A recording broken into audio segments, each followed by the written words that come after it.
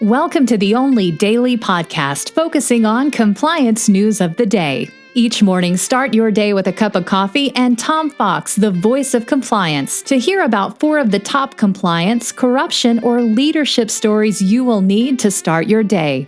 The Daily Compliance News is a production of the Compliance Podcast Network.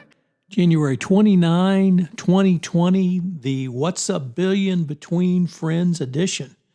First up, the coronavirus has certainly garnered a lot of attention, but today I want to talk about it from the business risk perspective, not for travel, but for actually operational risk.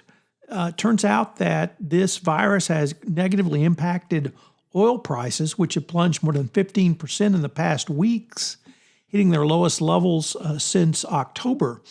And it's the concern of global production and the slide in economic growth in China, leading to lower energy demand in Asia and beyond. So you might not think of a virus as something that would really negatively impact the retail and operational sides of business, yet here we have a very good example of that going forward.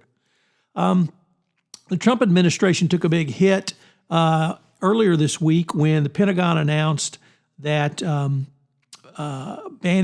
banning Huawei would negatively impact United States companies. Well, now Britain has defied the Trump administration to ban Huawei from its 5G network. And the move shows how the United States' effort against a Chinese wireless company has stumbled due to not only the ineptitude of the Trump administration, but really their antithesis or antipathy towards all of our allies. If you want people to help you, you can't tell them, we're America, bitch. You actually have to do some negotiating. And that's one thing the Trump administration seems to completely not understand and lack. So a big blow for the Trump administration, and no doubt others in Europe will follow suit. Next up, in a very interesting case, the FBI has charged the head or chair of Harvard University's chemistry department of lying about his work for a Chinese university, and charged 2 others in the Boston area with aiding China's efforts to steal scientific research. The individuals charged were directly or indirectly working for the Chinese government at the U.S. Country's expense, according to the FBI agent in charge.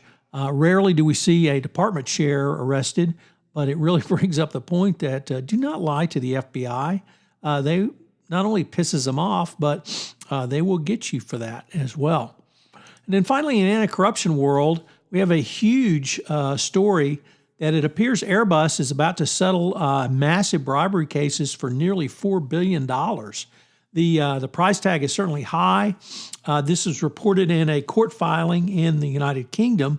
It will be a fine jointly split between the United States, the United Kingdom, and France.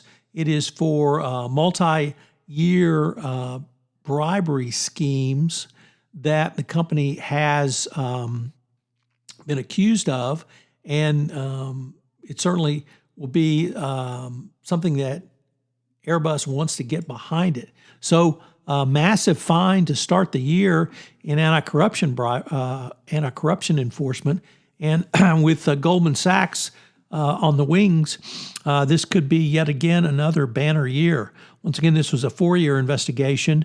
It appears there will be a deferred prosecution agreement filed in the United Kingdom. It's not clear which country will take the largest share of the fine and penalty, but as it is filed in the United Kingdom, you might expect that the UK would get the largest share. Airbus, of course, is jointly owned by the United Kingdom and France. So a big settlement in Airbus certainly will give them a leg up against Boeing with Boeing's current imbroglio. So big news in the anti-corruption world. We'll have to wait for the filing later in this week on the deferred prosecution agreement if it comes out, but we'll certainly let you know about it. Thanks. The Daily Compliance News is a production of the Compliance Podcast Network and a proud member of C-Suite Radio. Thanks so much for listening.